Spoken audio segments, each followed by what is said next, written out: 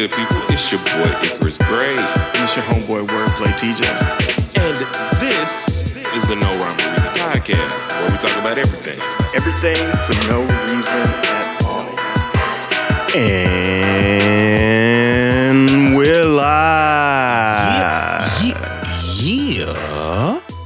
What's good, people? It's your boy Icarus Gray. And it's your homeboy Wordplay TJ. And this is the No Rhyme or Reason podcast, where we talk about everything. Everything for no reason at all. We're back. Yes. And we... Sorry. I turned into my therapist. So... I'll tell you. Quick aside. All right.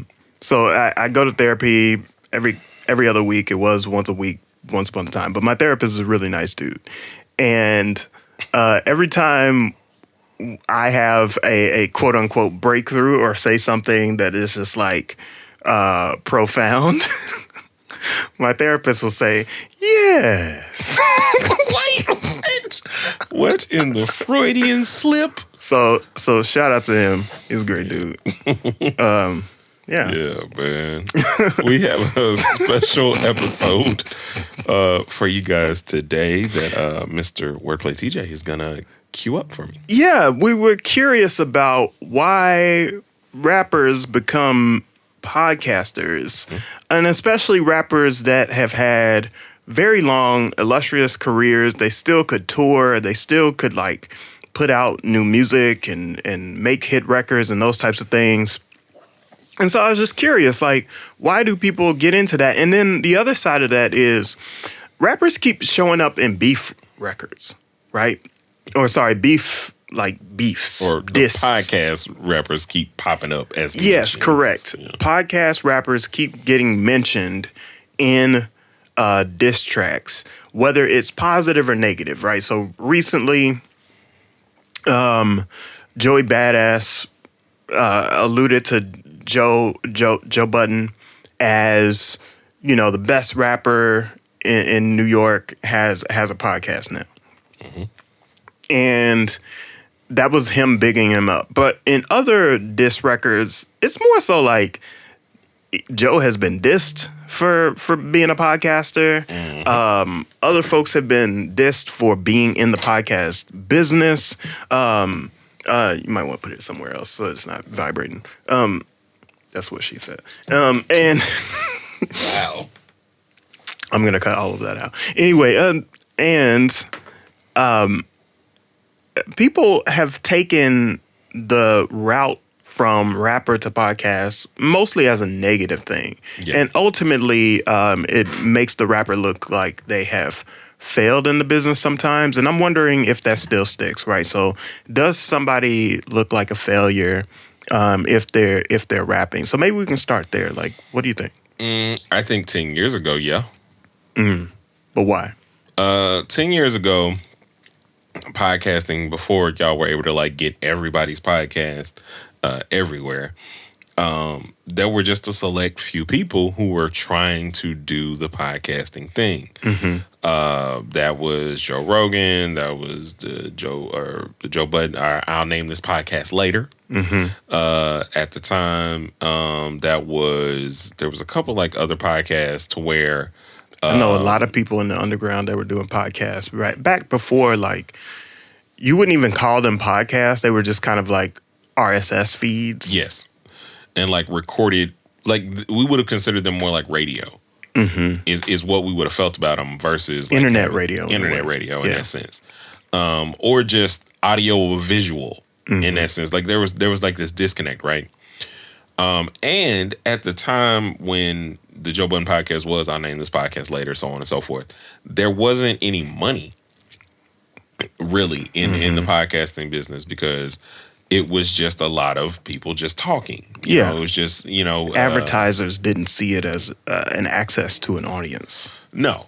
And at that point, it wasn't what it is today. So I think there's a lot of people that come from 10 years ago with the same mindset in terms of how they view these rappers doing podcasts and stuff, even though now we know that it is literally is $1 billion industry.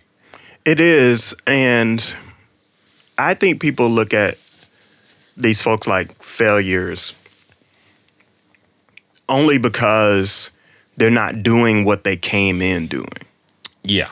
And I'm personally, I believe that some of these people could still do what they came in doing. I think some of them should. And technically, during Joe's like first couple years, he was still putting out music. Yeah. While doing the podcast and everything. And I think podcasting went from podcasting 10 years ago, which was, like you said, maybe if things weren't moving the way they wanted them to move, to now it feels more like overall content creation and what you're like giving the people. Like if you don't give people a full package, they're not as in tune to listen because they want more parts of you. Yeah, and so this conversation is kind of meta because like we do podcasts, but like we're independent, and so like in the independent space, we could be looked at as, oh, you didn't make any money from music, so you're just trying to do this podcast thing. But that's not really what we do it for. Number one, we had a idea, and we believed that we wanted to talk about stuff. Yeah, and put it out to the world. And ultimately, like this didn't start because of some money grab or anything like that. It just didn't develop that way. And anyway, I don't think we would have done this if it were a money grab, because we would have talked our way out of it, right? We would have found a way to like make it boring to us. But it was exciting to us, so we wanted to get into it. And then I look at it as a marketing extension. So my question is, do you think Joe Budden and other rappers are better off or have an easier time selling their stuff, their music, their whatever they make as creatives now versus when they were actually in the business? I think that podcasting is like touring. The money's more instant, and I think that's what they focus on. Well, that sounds like you're making a case for advertising, not for them selling music, but tell me more. So basically, if you look at it like this, like the reason why rappers talk about touring more sometimes in terms of where they make money is because they don't really make money from streaming, and album sales are a completely different beast in and of themselves, right? So now you're in a place where advertising dollars are instant in the sense of like per episode, you get this. Every time you mention this, you get money per sign up for whatever you're advertising. So there's like it's affiliate marketing. There's plugging a product and just advertising in general for the product. So like a big thing on Joe Budden podcast has been Prize Picks. Yeah. And you know what? I haven't heard them do a Prize Picks shout out in a while, but that's neither here nor there. But I think my question is, and so if Joe Budden, let's say hypothetically, right? So if Joe Budden, Nori, Cameron, Mace, Gilly, Fat Joe, Jadakiss, if they made an album right now that was completely independent, do you believe that they would make more money on that album by promoting it on their podcast than they would have done with the major label? I think they could, but I don't think they would because of the atmosphere that podcasts create, right? I not only think they would make more money, they would make more margin on their money because somebody else ain't in their pockets. Well, okay. I'll say this. The reason why I say that they wouldn't is because I'm thinking in my mind about the average listener, right? The average listener, like, y'all don't care necessarily that we make music. That's not what you're here for. But if you're interested in us enough, you may go and actually check it out. And if you actually go check it out, much to your point, then that's that's marketing done. That is a sale that is more valuable because it doesn't have to come with the whole label marketing thing. So I think net, you are correct because they are bigger stars. So if I just get 50,000 or 100,000 or whatever people to go and buy this product, that's a bigger sale than streams. That's a bigger sale than trying to do everything. It doesn't have to be the record numbers of like a platinum record or whatever, because I'm making that in less numbers. Yeah, but I don't know that I care about that in my questioning. You know what I mean? Yeah. What I'm most concerned, what I'm most thinking about is, let's say the sales were even, flat even, right? You sell 100,000 records, and you do it as a podcaster, or you sell 100,000 records with a record label, right? Oh, podcasting every time. I believe that you're going to make more money selling the record as a podcaster. Yeah, because I can do all kinds of, like, I can get straight to the marketing, because if I'm guaranteed, and the advertisers and the marketers know that the labels are talking to anyway, that they know that 100,000 sales are coming, there are all kind of things that I can tie into it that get me more money on the front end. Yeah. Like buying the album gets you a discount code to Manscaped.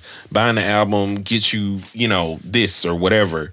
And like, then they're more apt to put money behind that, because then I'm getting money for the sale itself, for the advertising of it. They're giving me more money on top of the actual sales I'm probably getting per purchase to them or whatever. Well, you're going back to, I'm just saying, like, if Joe puts out an album right now. Oh yeah, I mean, you're going back to product conversation. Oh, well, I think it just has more. The reason I keep going back to the product aspect of it, right? The average consumer wants a bevy of access to different levels of content and products.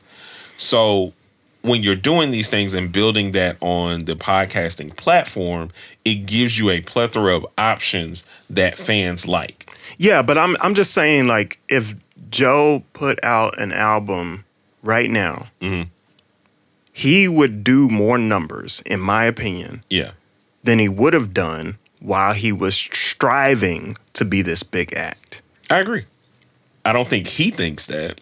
I think his streaming numbers.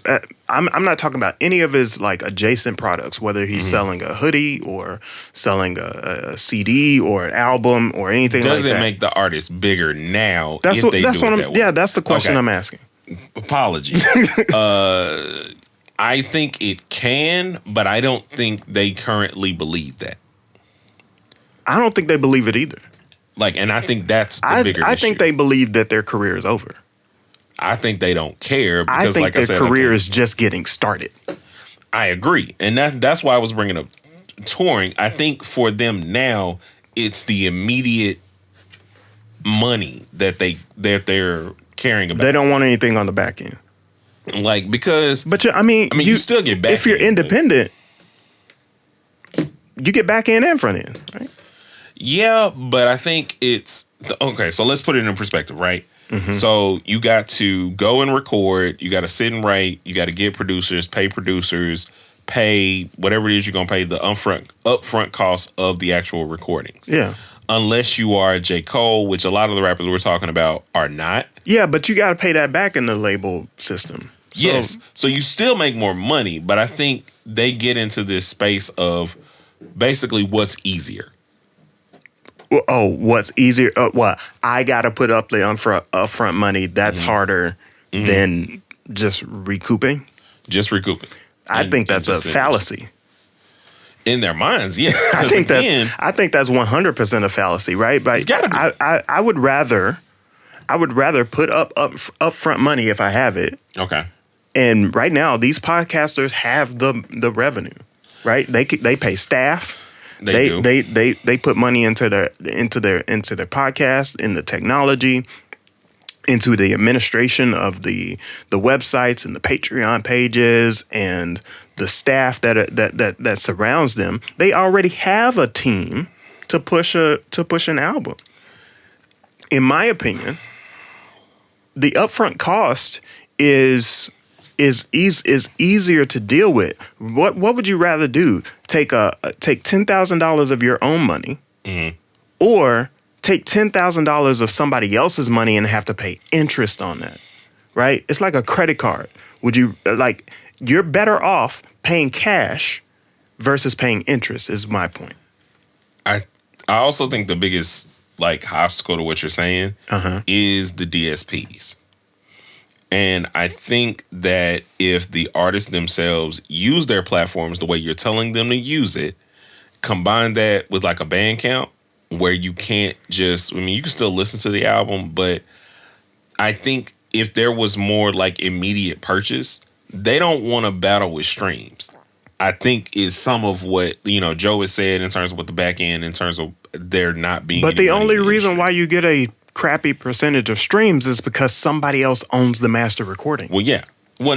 Well, yes and no, but yeah, I'm not saying that the streaming rate isn't terrible. Yeah. But listen, I think they care about that is my point. And they get to a place where the squeeze or the whatever isn't worth the squeeze or whatever the phrase is. Yeah, so for folks that don't know, right, the current streaming rates, just a raw stream, I'm not talking about any of the other parts that you own of a song. Mm-hmm. You can own the master recording, you can own the lyrics, you can own the beat that you make it on, and then you can own the performance of that song. You can earn from all of those parts. What I'm saying is you can also earn on people streaming the final recording. And I believe for those folks that are at home listening to this, it is about you get 0.003 cents per stream, right? Less than a penny, a fraction of a penny, 3,000th of a penny. And it for 1 million streams would be about $4,000 on Spotify. So I hear what you're saying. But if I own every bit of that $4,000 and I own the master recording and I own the publishing and I own the beat, all of that comes to me from multiple different platforms. Mm-hmm. Not just Spotify, right? Correct. And I get it, right? You're fishing for pennies, but you're still, at the end of the day, if you get, let's say, let's keep it a flat number. If you get 1 million streams a month, that's $4,000 a month. It's $48,000 a year, and then you multiply that by the different DSPs.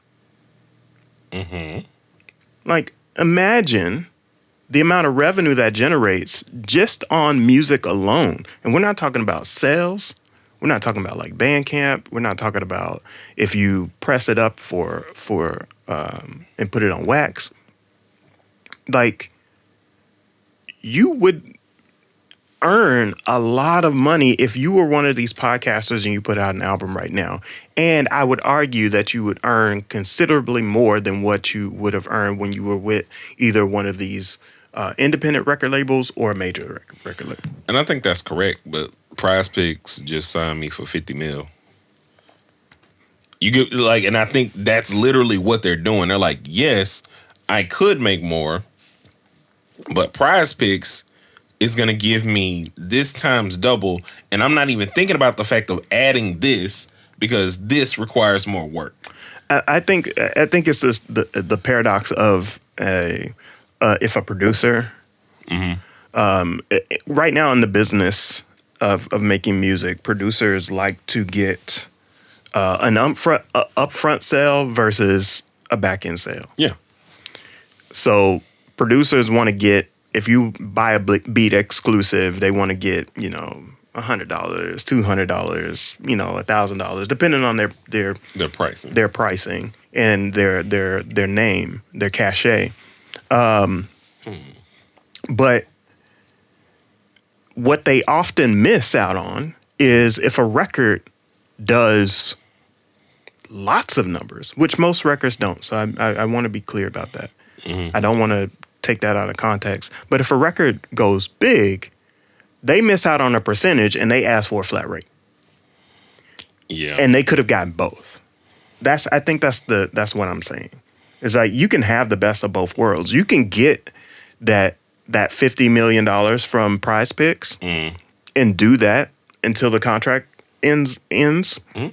But you can also still keep rapping and put out an album for your fans, for the fans that you actually have that also listen to your podcast. Because there's an overlap. There's a Venn diagram there. Yeah. Those people will still buy and stream that project. And you would likely get more people to stream and buy that project because you have a captive audience in your podcast. I got a question. Okay. And when you have that captive audience in your podcast, you have your already core fans, you are more likely to be successful as a rapper and a podcaster than just a rapper alone, in my opinion. Given what we know about at least the rappers in the Joe Budden, Cameron, the older rappers, right? Do you think the fans that you're talking about would give them time to create a project and then follow up, that when they drop the project, then give them time to create another one? Or do you think they would just be insatiable? I think fans are insatiable no matter what. Okay. Fans are impatient because our current media landscape is impatient, right? As soon as you drop an album, people do not want to sit with it and deal with that. So no, fans would not react in a way that they currently. You know what I mean? Fans would continue to act the way they react, right? Yeah. They would say, "Give me another one," as soon because they've consumed it. Yeah. It's like a burger, you know what I mean? Oh, God, I hate that. So you know what I mean? Though, but yeah, it's like fast food, right? Like. They have it and they're not savoring it. We're not taught to savor things in America, by the way. Like we're not taught to buy something and we're not taught to sit down to a meal and take our time and enjoy it. Yeah, we're taught to the money. We're taught to scarf it down and then get back to work, or get back home. You know what I mean? Sitting down for a nice dinner is a luxury, and so I believe that you will have some fans that respond that way. It probably would be the majority of those fans, but there's enough people that would be like that. Patience doesn't mean that you have to move. Yeah, I mean that impatience doesn't mean that you have to budge on it. But does it artistically feel worth it to you as an artist to deal with that mental space? Because a lot of us, for me, it would. For me too. But again, I'm also an independent artist. I'm not an artist that has had to put out these big, huge, major albums. And I think that fans digest with their impatience podcasts. Like, it's like I can get this I can overindulge. I still think that they're looking at the business in a very traditional way. The business is not sitting down with a PR agent and going from place to place to place to talk about this thing. The business is direct to consumer. Mm-hmm. And it's been direct to consumer for longer than people would want to acknowledge. Do you I promise you. That because there will be a next era of podcasters. Yeah. Do you think that the J. Coles, the Drakes, the Kendricks, the bigger artists are going to take this route because, like we said before, is this rapper's retirement? And if they do, what do you think that looks like? Well, J. Cole's already done that. Good point. Good point. But and we still ain't got the fall off. he doesn't have to do that, right? So I think what is the retirement plan is content and media. Mm-hmm. What is the current plan is content and media, right? In order for you to sell something direct to consumer, you have to engage those consumers in some sort of way. Mm. And I went to school for art and education. Then I went to school for business and marketing. And in my history of schooling and education and marketing, it's all about being able to tell a story directly to the consumer in some sort of way. What has been leveraged for most of traditional media is there's always a bigger audience to capture, which has left your core audience ignored. Because you're always chasing more and more and more and more fans. And that's why, after you put out your first album, people feel like, dang, he fell off. Or, you know what I mean? Yeah. This person is not making art in the way they sold out. They feel that way because you're chasing a bigger audience. An audience that isn't the core people that brought you here in the first place. And that are not all music fans, that are just like Talk Digest fans. Yeah, they're burger fans. Yeah. They're burger fans. They are definitely burger fans. So, question, or to answer our question, I guess, in this way, what I'm realizing now is it's not so much that it's retirement as much as it is convenient. And I think it's like, it's easier for me to go and record these podcasts, to invite my friends on, to promote the projects of newer people, to be the advertising, to be the marketing that labels used to be. But I have more cachet and more rapport with everybody that I'm bringing on. So I feel like it's more of a convenience conversation than a retirement, because I feel like if there were more incentives on the music side in terms of like you said, at the end of the day, if you're getting that 40,000 or that 50,000 or whatever the number is from all of these DSPs, that is still a valuable asset that you could have. But I think that if the floodgates were a little bit bigger, there would be more incentive to actually making the music, and they would be more inclined to do it versus I saw what the record labels were doing with all this marketing and all these people. I'm going to them. Yeah, and my point to that is the floodgates are bigger. We're just early. The floodgates are bigger. We're just early. For time immemorial, the work of marketing to people has always been external first, and not internal. That's the point that I'm making with you sold out, right? You sold out as saying you care about all these other people who didn't care about you first. Yeah. That's what they're saying. And I believe right now we're in a time where we're starting to shift. Marketing is about capturing an audience, is about focusing inward on the people that care about you the most. That's what Joe did. Yeah. When he left and did this podcast, and that's what he's been doing since the beginning of his career. I do want to note that like he was the first putting videos up on YouTube, capturing his life, vlogging off to the side.